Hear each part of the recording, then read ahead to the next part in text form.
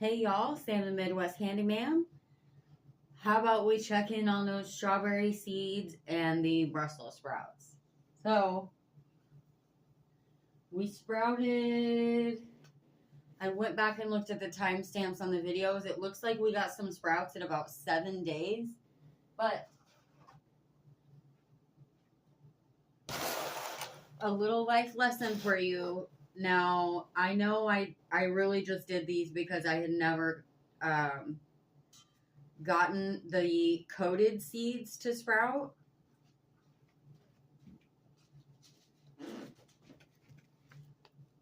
The coated seeds. So I didn't plant these with the total and complete optimism that we were going to go to crap in season and planting. So one thing I will say is all my Brussels sprouts have sprouted now, and the rest of my tray now these were about, I think, 7 to 10 days on sprout, and the strawberries were a 7 to 14 day sprout. So herein lies the problem, is I had to go ahead and pull the lid off for the Brussels sprouts, and now I only have 2 strawberries that have sprouted. So one thing I can see also, my soil's pretty dry, but again, I had to take the lid off. So definitely, you know, when you're planting stuff, again, for me, this one was kind of an experiment. So we'll probably save the Brussels here and not worry about the strawberries. You want your stuff, if it's in one tray, you want the most similar sprouting time as you can get. So like do tomatoes with tomatoes, peppers with peppers, all that. So I do notice I'm getting, I don't know if I'll be able to pick it up on camera, I'm getting a little bit of the white mildew. So I'll go ahead, I have no idea if that picked it up or not. So I'll go ahead and spray it with a little bit of the sanitizer. Now, this is not, I haven't diluted it down. So typically I would make 2 different mixes. This one's super strong, and it's probably majority of the isopropanol, because I use it to sanitize my trays. But you can use it, again, I know I've said in other videos, you can use an alcohol mix to combat like the little gnats and some of the mites. It won't, it'll kill them, but you want that very diluted with water or you're going to burn your plants. So I'm only spraying that on the ones that were just the dirt,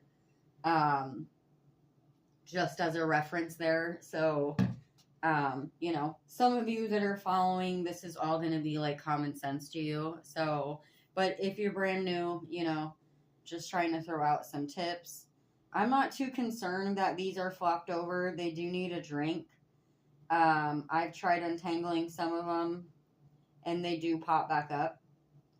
I've got the fan going. That'll help strengthen the stalks. But some of them have just fallen over onto the other ones now, and they're like weighing them down. So there is quite a few. I did plant again. This was just my experiment tray on planting the coated seeds. So the ones where there is too many in one thing. Now when they say like thin out your seedlings, well, these are so intertwined that I'm not going to be able to really like pull them out by the roots, or I'm going to risk pulling the other ones out. So I'm just going to take my little shears here. You can just use scissors. Like this one's broken. So honestly, I'm just going to clip them off. So that way I'm not risking anything. And this one, the head is completely gone. So that's another issue I've had, where it's just like, that's also like a disease thing as well. So just something to look out for. I don't see any gnats yet, but I did have to where I watered them last time and I didn't dump the bottom of my tray. So I could have little gnats already and not realize it. Or that one just could have gotten broken off. So, again, I don't fluff on this channel. So, if something goes wrong, it goes wrong. This one's broken. I'm just going to snip it off. But just a little tip, again, learning through failure. It's not going to kill us. It's February, so I have plenty of time to replant all of this. And honestly, it might have been a little early on the Brussels. They are a cooler crop, but I did read that they are best. I think it was the Brussels that if you wait until the first couple frosts that aren't a heavy frost, that's actually when it's optimal to pull them for, I believe, sweetness. I'm not a Brussels sprout expert either, so just on that. And then another tip, if you haven't watched the big video, I went ahead and took all the Mylars out of the old bug out kits, the Mylar papers, and I think I was able to make 4 of these boards out of just one emergency blanket. So you can always go pick one up for a couple bucks. If you're a prepper, you probably have way too many of them anyways. Realistically, yeah, you probably want them in your hunting bag, camping, whatever emergency actual situation that might arise, maybe your car. But as far as like being in your bug out bag, realistically, you're probably going to starve to death before you need that blanket. Just my opinion. Just my opinion. So, anywho, I probably will give these another drink of water, but and then I'll clip this back up. With this rack, it worked pretty well. I was able to just clip it on, and I may flip them, go ahead and flip them sideways. I have enough to go all the way around.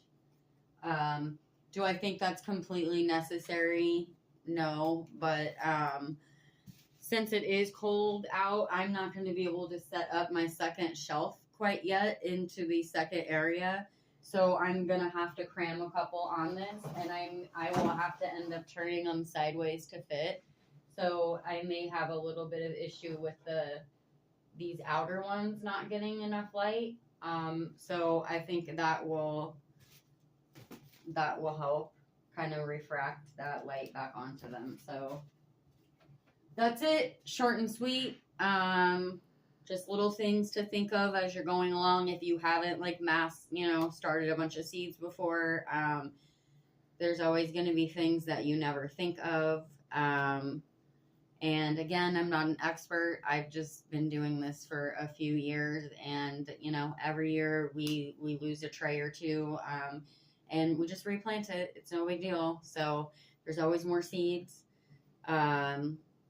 We have a ton, so we'll go through and plant. I'll probably do a couple trays where I'm planting like that smaller bug out, some of those bug out seed packs I have.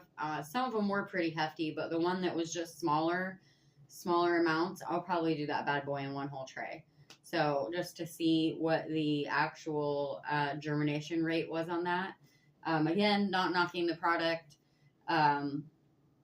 I'm just a realist, so, I think seed prepping is very important, and growing your own food is very important, so, I'm just here to, start that on a very novice level for everyone, so, thanks, guys.